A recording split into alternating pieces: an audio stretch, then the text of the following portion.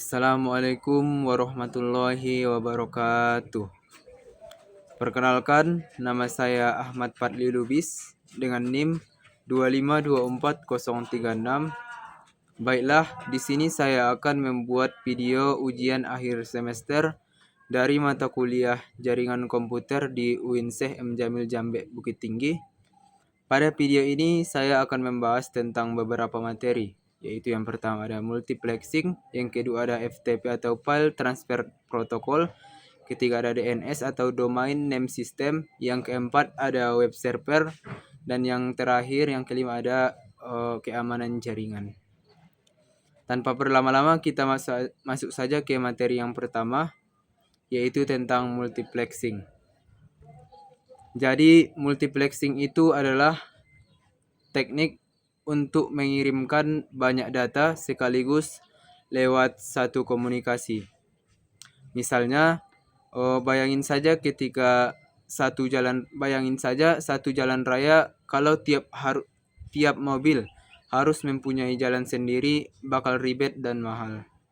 Nah, multiplexing itu kayak sistem yang bikin banyak mobil itu bisa lewat dalam satu jalan yang bersamaan, tetapi tetap tertib dan tidak pernah tabrakan atau nggak tabrakan.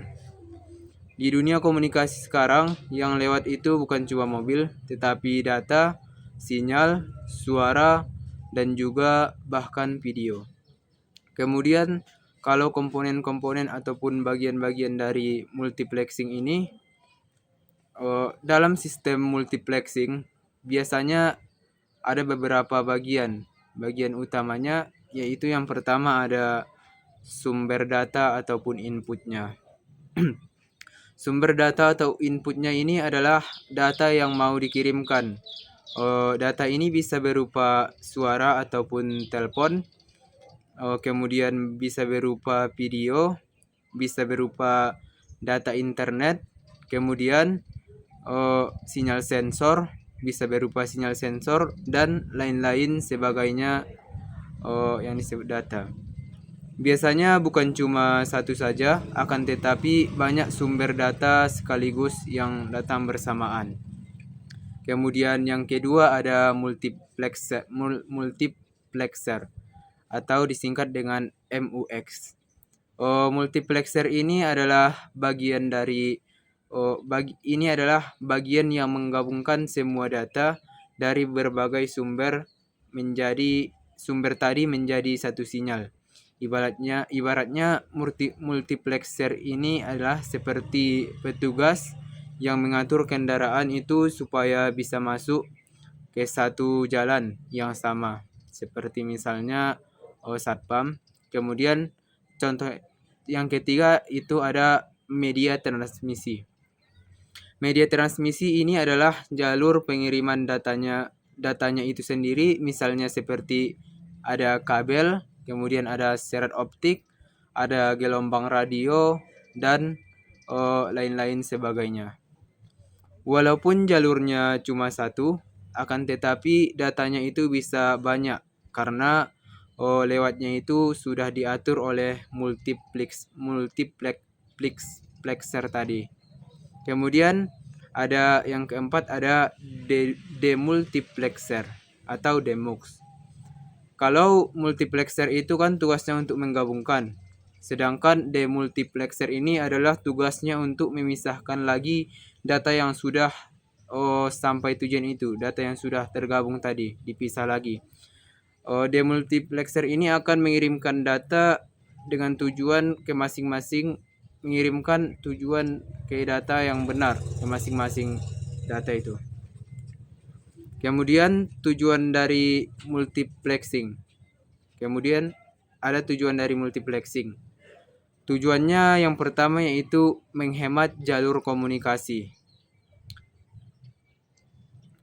Mengirimkan banyak data menghemat jalur komunikasi. Kemudian yang kedua, mengirim banyak data secara bersamaan. Kemudian yang ketiga, meningkatkan efisiensi sistem. Yang keempat, mengurangi biaya instalasi dari suatu jaringan.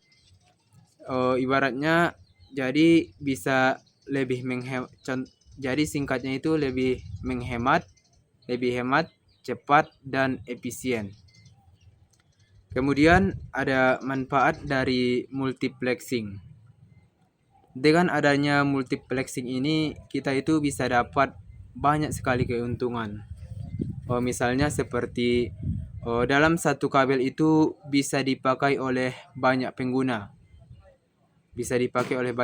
Misalnya dalam satu ruangan itu bisa dipakai semuanya dengan menggunakan satu kabel. Kemudian pengiriman datanya jadi lebih teratur.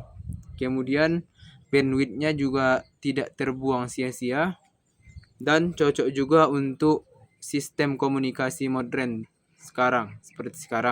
seperti internet, TV kabel, dan bahkan telepon. Tanpa multiplexing ini sebenarnya jaringan itu nggak bakal boros dan ribet. Jaringan itu jadi tidak boros dan ribet. Kemudian ada jenis-jenis dari multiplexing. Nah, multiplexing itu kan ada beberapa jenis. Kita akan membahas yang paling umumnya saja. Yang pertama ada frekuensi division multiplexing atau disingkat jadi FDM. Nah, di FDM ini data tuh bisa dibagi berdasarkan frekuensinya. Bayangkan saja seperti radio. Dalam satu radio itu bisa mempunyai banyak sekali channel. Setiap channel itu akan punya frekuensinya sendiri. Misalnya radio ini dengan radio ini mempunyai frekuensi yang sama. Kemudian akan dikirimkan secara bersamaan, tetapi beda frekuensi. Jadi nggak saling mengganggu. Jadi nggak saling tabrakan dia. Contohnya seperti suatu siaran radio, kemudian TV analog, kemudian TV kabel, dan lain-lain sebagainya. TV yang dipakai dalam menonton di rumah misalnya, dan lain-lain. Itulah contohnya. Kemudian yang kedua ada time division multiplexing atau disingkat jadi TDM. Kalau TDM ini data itu dibagi berdasarkan waktu. Setiap sumber data itu dapat giliran waktu buat mengirimkan data, jadi nggak tabrakan. Tapi giliran itu sangat cepat dan jadi terasa bersamaan. Contohnya nih seperti sistem telepon digital, kemudian jaringan komputer. Yang dua itu ibaratnya seperti bergantian bicara, tetapi cepat banget dia prosesnya. Kemudian yang ketiga ada wavelength division multiplexing ataupun disingkat jadi WDM. Ini mirip sekali dengan FDM tadi, tapi khusus ini untuk serat optik. Perbedaannya itu kalau FDM itu dipakai untuk yang sefrekuensi, sedangkan WDM itu dipakai untuk panjang gelombang cahaya yang akan digunakan. Seperti misalnya contohnya itu seperti internet kecepatan tinggi. Internet kecepatan tinggi misalnya seperti sekarang ada 5G atau bahkan mungkin ada yang sudah 6G. Kemudian ada jaringan fiber optik, itulah contohnya. Kemudian yang keempat juga ada code division multiplexing atau disingkat juga sebagai CDM. Kalau CDM ini setiap data itu dikasih dengan kode-kode unik. Dia itu mempunyai kode-kode unik dalam CDM ini. Walaupun pesan itu dikirim secara bersamaan dan jalurnya itu sama, kodenya itu tetap berbeda. Jadi tetap bisa dipisahkan, nggak ribet gitu. Kemudian kalau contohnya seperti jaringan seluler atau CDMA. Itulah contoh dari tadi. Kemudian ada juga contoh sederhananya, yaitu contoh sederhana dari multiplexing. Yaitu bayangkan saja di sebuah kantor itu hanya ada satu kabel telepon utama, tetapi kabel tersebut digunakan oleh 4 orang sekaligus untuk menelpon secara bersamaan. Anggap saja itu Andi, Budi, Patli, dan Lubis. Walaupun mereka menelpon pada waktu yang bersamaan, suara mereka itu tidak saling bertabrakan di dalam kabel. Hal ini terjadi karena sistem komunikasi itu membagi waktu pengiriman suara menjadi bagian-bagian yang sangat kecil. Pada waktu potongan waktu itu, kabel hanya mengirimkan suara Andi. Lalu pada potongan waktu berikutnya mengirimkan suara Budi, kemudian suara Patli, dan seterusnya yaitu suara Lubis. Proses ini berlangsung sangat cepat dan berulang secara terus-menerus sehingga terdengar seolah-olah semua orang yang berbicara itu secara bersamaan. Inilah yang disebut dengan time division multiplexing, yaitu teknik multiplexing yang membagi pengiriman data berdasarkan waktu yang akan digunakan. Jadi, kesimpulannya dari multiplexing ini bahwa multiplexing itu adalah cara cerdas buat mengirimkan banyak data lewat satu jalur sekaligus. Ini memudahkan kita dalam pengiriman data. Kemudian ada MUX untuk menggabungkan, dan ada juga MUX untuk menggabungkan, dan DMUX itu untuk memisahkan. Tujuan dari multiplexing ini bisa dikatakan hemat, cepat, dan efisien. Baiklah, masuklah kita ke materi yang kedua, yaitu tentang pembahasan tentang FTP. Jadi FTP itu adalah singkatan dari File Transfer Protocol. Jadi FTP adalah cara ataupun aturan untuk mengirimkan dan mengambil file lewat jaringan. Biasanya itu lewat internet. Contohnya seperti ketika kita lagi mengupload sebuah file ke dalam website seperti gambar, video, ataupun dokumen. Nah, proses itu biasanya pakai FTP. Jadi FTP itu kayak jembatan yang menghubungkan komputer itu biar bisa komputer kita itu dengan server, supaya file yang akan kita kirim itu bisa dipindahkan. Sederhananya seperti itu. Kemudian yang kedua seterusnya ada fungsi dan tujuan dari FTP. Tujuan utama itu yang pertama tujuannya ada mengirimkan file dari komputer ke server. Kemudian yang kedua ada mengirimkan file dari server ke komputer. Biasanya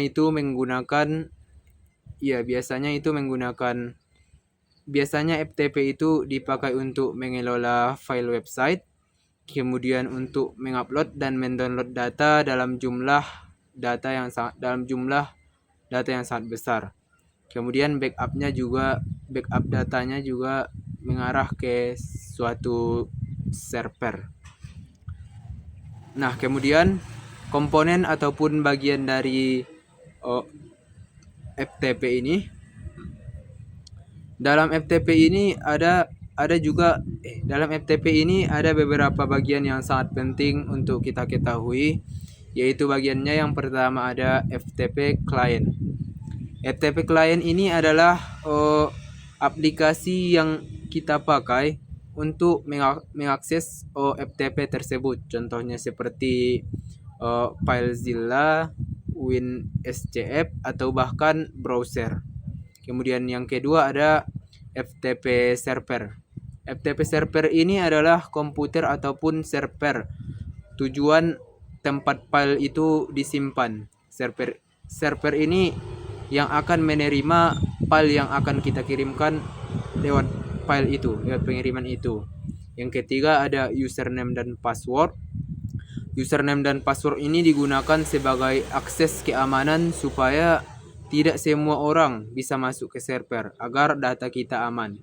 Kemudian yang keempat ada port. Ya, FTP itu biasanya menggunakan port 21 sebagai jalur komunikasinya. Menggunakan port 21 itu sebagai jalur komunikasi untuk masuk ke FTP. Kemudian ada beberapa cara kerjanya. Cara kerja FTP. Cara kerjanya itu cara kerja FTP itu kurang lebih yang pertama dia itu FTP itu bisa membuka aplikasi FTP. Kita bisa membuka aplikasi lewat klien, kemudian masukkan alamat server, username dan password kita.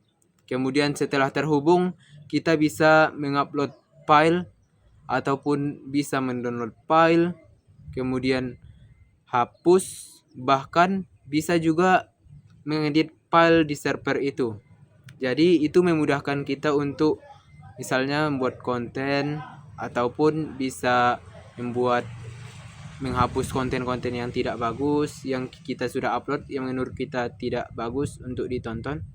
Kemudian ibaratnya seperti membuka lemari penyimpanan online. Lalu kita bebas mengatur isi di dalamnya.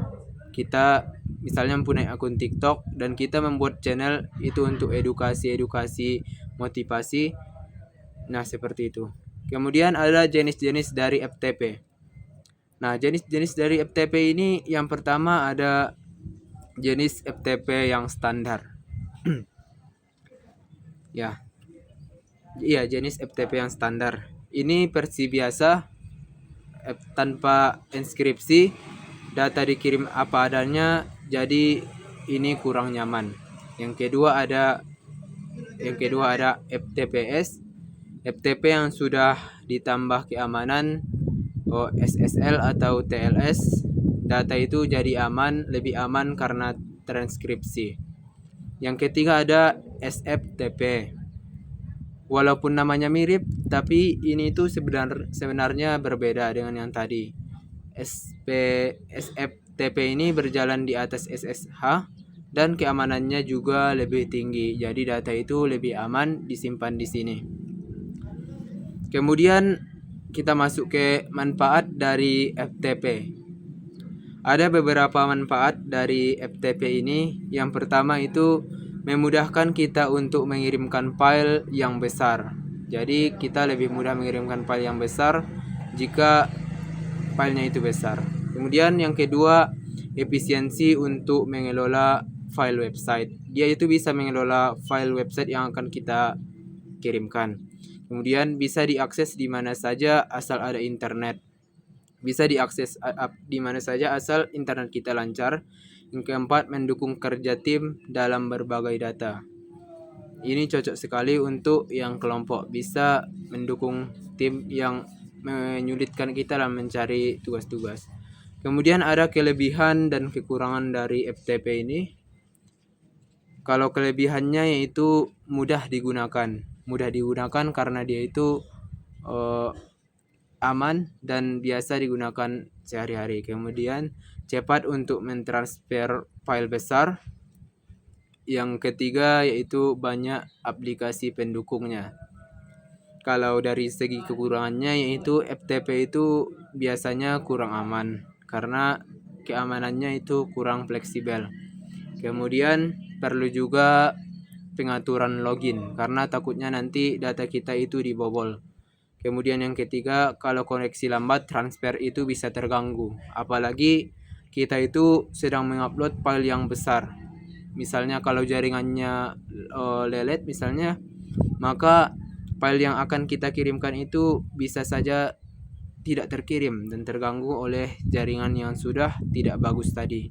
Makanya ini termasuk kelebihannya juga. Baiklah, masuklah kita ke materi yang ketiga, yaitu tentang materi tentang DNS atau Domain Name System. Jadi, Domain Name System ini adalah sistem yang mengubah nama website itu menjadi sebuah alamat IP. Jadi, bisa dikatakan misalnya gini, DNS itu seperti buku kontak dari kontak internet.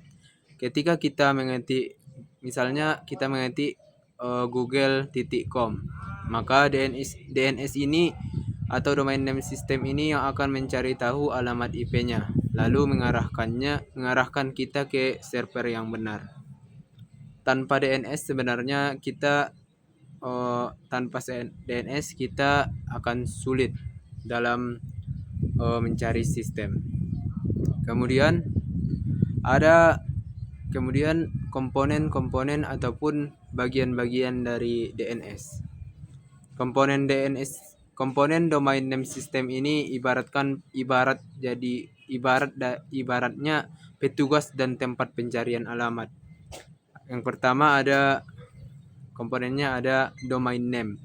Domain name ini seperti nama website, contohnya seperti google.com. Kemudian yang kedua ada IP address. Ini adalah alamat asli server. Contohnya seperti 142.250.72.14. Yang ketiga ada DNS server. Ini adalah server yang bertugas untuk menerjemahkan nama domain ke alamat IP tadi.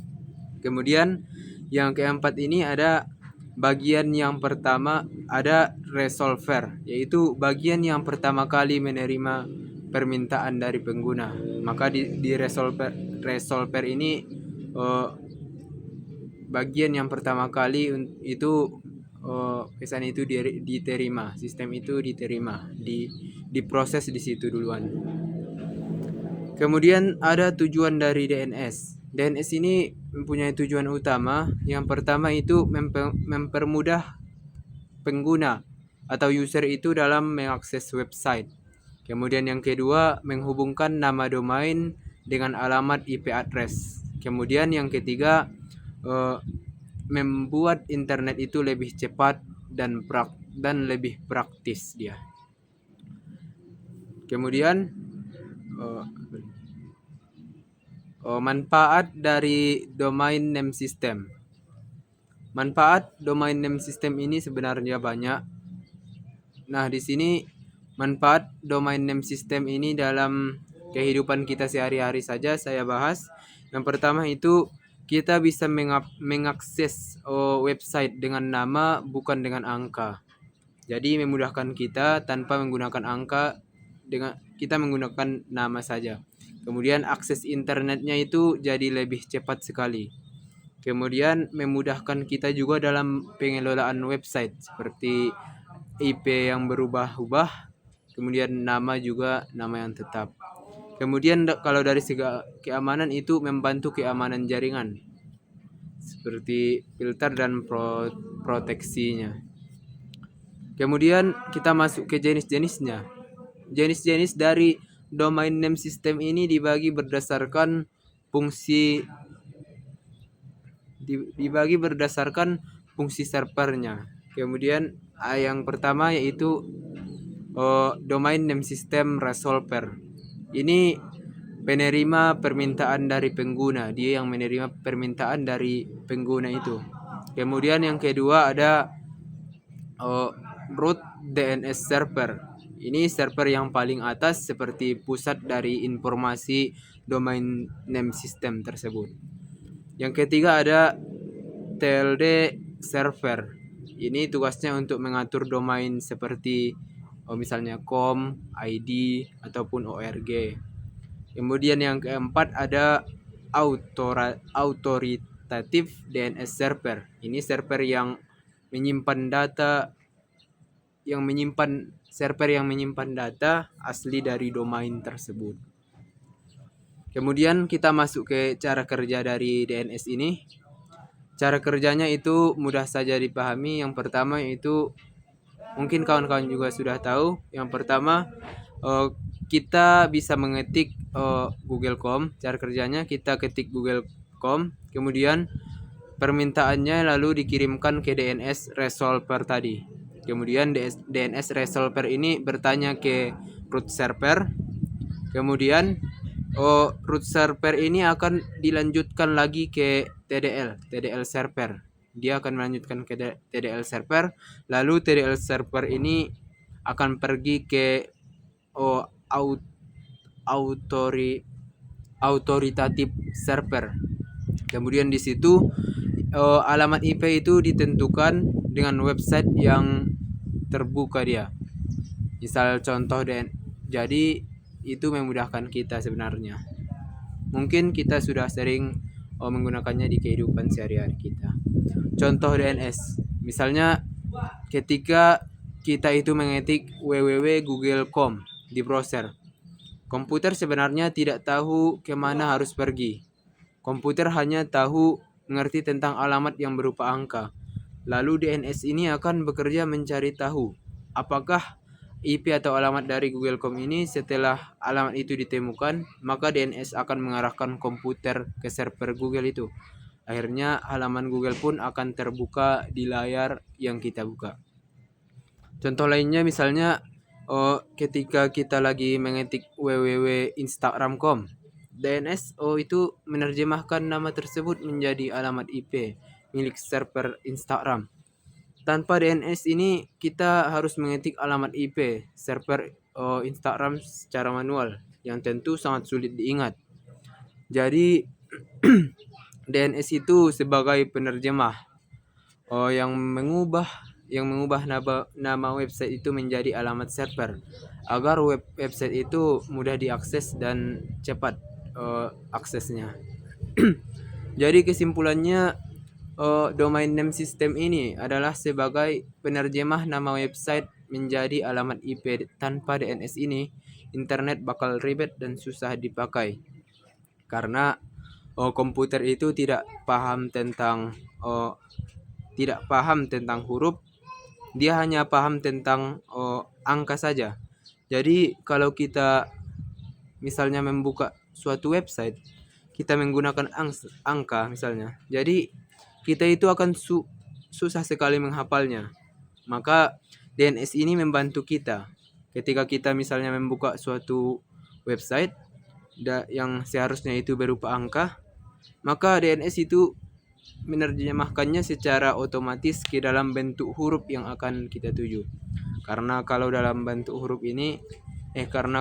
bentuk angka, manusia itu ataupun user itu mungkin akan susah dalam mengingat angka-angkanya. Misalnya seperti kode-kodenya tadi, seperti misalnya contohnya gini kodenya, 142.750.149.30 misalnya, itu akan susah sekali untuk kita ingat. Maka domain name system ini memudahkan kita dalam mencari suatu website. Misalnya kita menggunakan huruf, misalnya mencari www.google.com, maka di share, maka muncullah apa yang kita cari tersebut. Ini sebenarnya memudahkan kita dalam pencarian website DNS ini. Baiklah, seterusnya kita lanjut ke materi yang keempat, yaitu materi tentang web server. Jadi pengertian dari web server itu adalah sebuah sistem yang bertugas untuk melayani dan mengirimkan halaman website kepada pengguna ataupun user. Setiap kali kita membuka sebuah website itu lewat browser, misalnya seperti Chrome ataupun Firefox, sebenarnya kita sedang meminta data ke web server tersebut. Lalu kemudian web server itu akan mengirimkan isi website yang kita buka itu agar bisa ditampilkan di layar kita. Misalnya kita membukanya di handphone kita ataupun laptop kita. Jadi sederhananya web server itu adalah seperti pelayan restoran. Kita sebagai pengunjungnya kemudian memesan makanan. Lalu pelayan akan mengambil pesanan itu dari dapur dan menyajikannya ke meja kita. Begitu juga dengan web server. Dia akan mengambil file website dan menampilkannya ke pengguna ataupun ke user. Kemudian kita lanjut ke bagian-bagian dari web server ini. Jadi agar web server itu bisa bekerja dengan baik, ada juga beberapa bagian-bagian yang penting di dalamnya. Yang pertama itu ada bagiannya yaitu perangkat keras ataupun hardware. Ini berupa komputer ataupun mesin server yang berfungsi untuk menyimpan semua data website itu, misalnya seperti teks, gambar, video, dan file lainnya yang serupa. Kemudian yang kedua itu ada software atau perangkat lunak dari web server. Inilah program utama yang akan mengatur permintaan dari pengguna. Contohnya seperti Events, NIC, ataupun IIS. Software inilah yang akan berkomunikasi dengan browser pengguna ataupun user. Kemudian yang ketiga ada sistem operasinya. Biasanya menggunakan Linux ataupun Windows Server yang menjadi dasar jalannya server tersebut. Kemudian yang keempat juga ada file website, yaitu isi dari website itu sendiri. Dan yang terakhir itu ada namanya jaringan internet. Jadi jaringan internet itu berfungsi supaya website itu bisa diakses oleh banyak orang dari mana saja dan kapan saja. Kemudian kita masuk ke cara kerja dari web server ini. Kemudian kalau cara kerjanya seperti ini. Misalnya saat kita mengetik alamat website dari browser, browser tersebut akan mengirimkan permintaan ke server. Web server kemudian menerima permintaan itu, kemudian mencari file website yang diminta, lalu kemudian mengirimkannya kembali ke web server ini. Kemudian website browser ini menampilkan halaman website tersebut di layar utama kita. Kemudian semua proses ini terjadi sangat cepat, hanya dengan dalam hitungan detik, bisa dikatakan nggak sampai hitungan menit. Kemudian tujuan dari web server adalah untuk menyediakan website itu agar bisa diakses oleh pengguna kapan saja dan di mana saja. Kemudian selain itu web server juga bertujuan untuk mengatur permintaan dari banyak pengguna sekaligus agar website itu tetap berjalan dengan baik. Nah, itulah tujuannya. Kemudian dari segi manfaatnya, kalau manfaatnya itu website itu bisa diakses selama mungkin 24 jam tanpa henti. Kemudian banyak sekali orang bisa mengakses website itu secara bersamaan. Kemudian yang ketiga, data website tersimpan dengan aman dan rapi. Kemudian yang keempat, website itu bisa digunakan untuk berbagai kebutuhan seperti misalnya bisnis, pendidikan, dan layanan online misalnya seperti belanja online. Kemudian lanjut ke jenis-jenis dari web servernya. Beberapa web server yang paling sering digunakan adalah Events yang terkenal mudah digunakan, kemudian lalu Nix yang lebih cepat dan ringan, serta IIS yang dikembangkan oleh Microsoft yang biasanya digunakan pada sistem Windows. Contohnya, contoh paling gampangnya misalnya bayangkan saja ketika web server seperti lemari arsip besar. Misalnya saat kita butuh satu dokumen, kita tinggal minta. Kemudian lemari itu akan memberikan dokumen yang kita cari tanpa harus membuka masuk ke dalamnya. Begitulah cara kerja dari web server. Jadi begitulah cara kerja dari web server saat melayani pengguna internet. Itulah contohnya, contoh simpelnya. Kemudian itulah materinya. Jadi kesimpulannya web server itu adalah komponen utama di dalam dunia website. Tanpa web server sebenarnya website itu tidak bisa berjalan dan tidak bisa diakses oleh pengguna. Karena itulah web server itu sangat penting dalam sistem jaringan dan internet. Karena web server ini memudahkan pengguna ataupun user dalam mengerjakan segala sesuatu. Baiklah, masuklah kita ke materi yang kelima ataupun materi yang terakhir, yaitu materi tentang keamanan jaringan. Apa sih keamanan jaringan itu? Jadi keamanan jaringan itu adalah sebuah usaha untuk melindungi jaringan komputer itu dan data yang ada di dalamnya agar tidak disalahgunakan, tidak disalahgunakan, tidak dicuri, dan juga tidak dirusak oleh pihak yang tidak bertanggung jawab.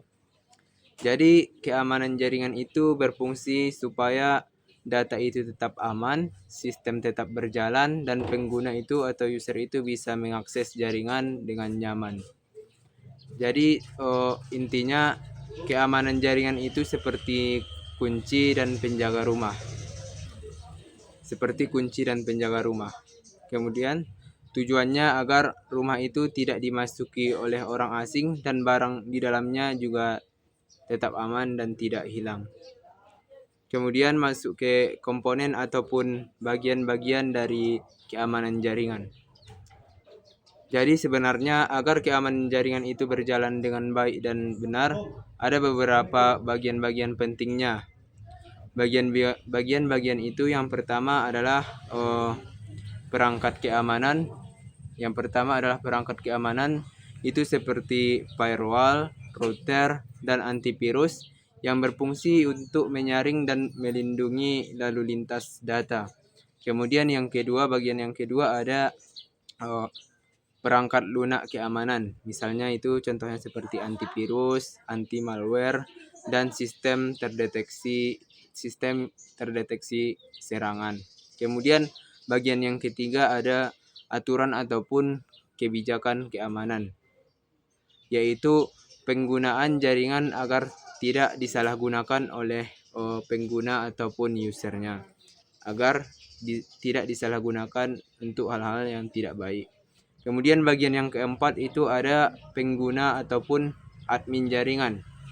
Ini bertugas untuk mengatur, memantau, dan menjaga keamanan jaringan itu agar tetap terjaga dengan baik tanpa adanya gangguan misalnya dari virus-virus yang tidak baik.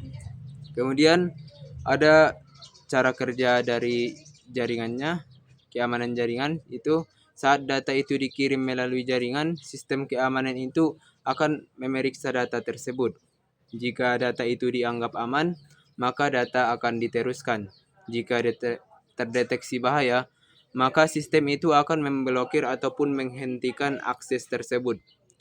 Dia akan berhenti otomatis jika ada bahaya yang akan datang. Kemudian tujuan dari keamanan jaringan ini, tujuannya adalah yang pertama itu untuk melindungi data dari pencurian. Kemudian tujuan yang kedua ada mencegah akses tidak sah. Kemudian tujuan yang ketiga itu menjaga sistem agar tetap stabil.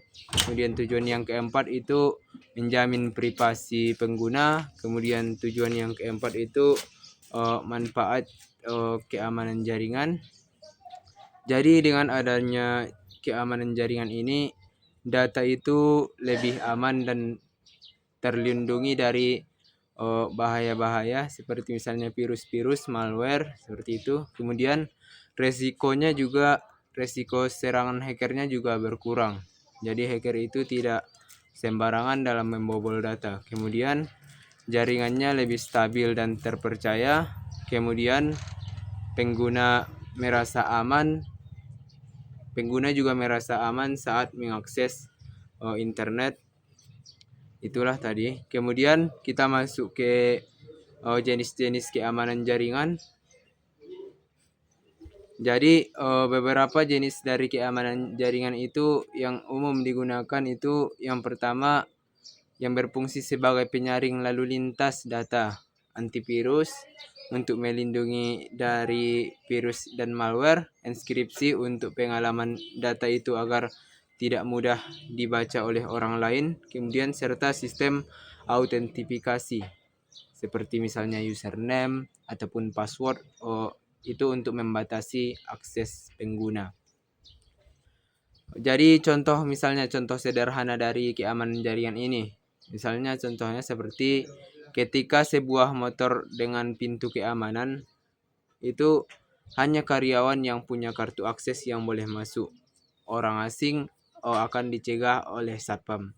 Begitulah cara kerja keamanan jaringan dalam melindungi sistem komputer. Dia itu tidak sembarangan dalam masuk. Jadi kesimpulannya keamanan jaringan ini adalah bagian yang sangat penting dalam sistem komputer dan juga sistem internet. Tanpa keamanan tanpa keamanan yang baik, sebenarnya data dan sistem itu mudah diserang. Karena karena itu keamanan jaringan harus selalu diterapkan agar jaringan tetap aman dan nyaman untuk digunakan oleh banyak orang. Tanpa adanya jaringan, tanpa adanya ini sebenarnya data itu akan mudah disalahgunakan ataupun data itu akan mudah dibobol oleh misalnya seperti hacker-hacker sekarang, yang banyak sekali hacker-hacker sekarang yang menyalahgunakan ilmu-ilmunya untuk hal-hal yang tidak baik, hal-hal negatif, misalnya seperti membobol bank, kemudian mencuri-curi berkas dan lain-lain sebagainya. Maka keamanan jaringan ini sangat diperlukan di era sekarang untuk melindungi data dari orang-orang itu ataupun data-data berguna dari pengguna agar tetap aman dan tidak mudah dibobol oleh orang-orang jahat, dan data itu tidak mudah kena virus seperti misalnya malware dan lain-lain. Maka dibutuhkanlah keamanan jaringan. Mungkin cukup sekian penjelasan materi dari saya. Mungkin penjelasan materi dari saya masih banyak lagi kekurangannya. Saya mohon maaf jika kawan-kawan misalnya kurang paham, saya mohon maaf. Demikianlah penjelasan materi dari saya. Assalamualaikum warahmatullahi wabarakatuh.